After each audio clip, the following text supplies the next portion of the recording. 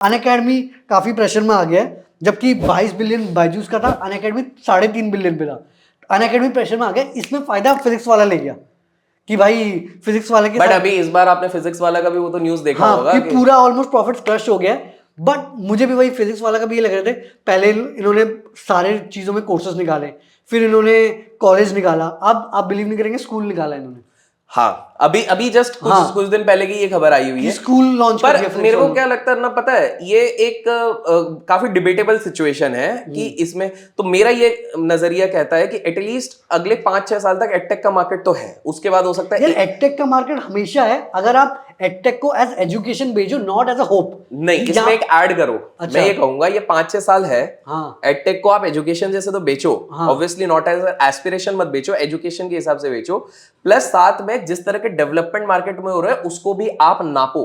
Example के तौर पे अभी आप देखोगे कि जो लोग एआई को अडॉप्ट कर रहे हैं, मैं ये नहीं कह रहा हूं कि एआई बेस्ड कोर्स बना रहे हैं, वो गलत है। एआई को अडॉप्ट करके अपने एडटेक में कहीं ना कहीं इनकॉर्पोरेट कर रहे हैं, they are having a distinct amount of age. जैसे कि मैं खुद कुछ एडटेक्स में इन्वेस्टर हूं, तो मैंने एक चीज देखी, देखो कंपटीशन हुआ है, इन्वेस्टर्स काफी कॉशियस भी हो गए, क्योंकि मेरी जब बात होती है अमंग्स द इन्वेस्टर्स तो एक चीज क्लियर है कि अब वो स्पेसिफिकली बायजूस का पूरा सीन देखने के बाद, क्योंकि बायजूस भी यहाँ का पोस्टर बॉय था एक तरीके से आप समझ लो, तो पोस्टर बॉय है अभी भी है, और यहां से अगर वो बाउंस कर गया हाँ तो बॉस दैट विल बी मतलब अलग कहानी मूवी बननी चाहिए।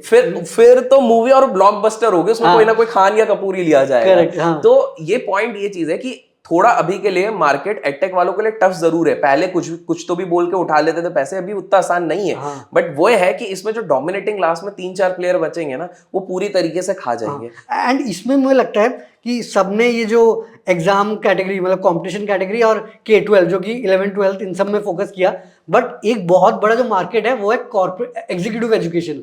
एक एरुडिटस करके स्टार्टअप है, $1 बिलियन का वैल्यूएशन है, एंड उनके कोर्सेज क्या होते हैं, स्टैनफोर्ड उन सब क्या कोलैब करके बनाते हैं, 4 लाख 5 लाख के कोर्सेज होते हैं।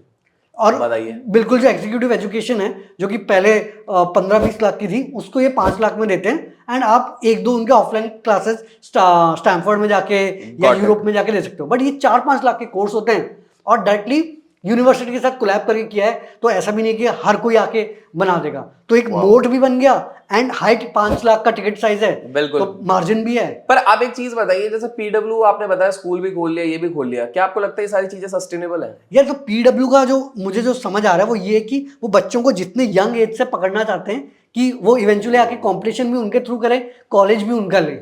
तो ये बेसिकली पीडब्ल्यू क्या कर रहा है, मैं इसको दूसरे अपने तरीके से बताता हूँ, ये ना इकोसिस्टम बना दे। हाँ, बट दिक्कत ये है कि अभी तक एडटेक ना ऑनलाइन बेच रहे थे, तो आपका इन्वेस्टमेंट बहुत कम था। अब आप स्कूल कॉलेज और ऑफलाइन सेंटर खोलोगे, नेट प्रॉफिट बहुत ज्यादा होता था, कैपेक्स बहुत है, ऑपरेशंस मैनेजमेंट। और दूसरा एक और चैलेंज है ना, लेट्स टेक एन एग्जांपल, आज अगर आप पीडब्ल्यू जा रहे थे तो अभी तक आपका रीजन पीडब्ल्यू जाने के थे अलग सर, ठीक है, धीरे धीरे करके और भी प्रोफेसर आए।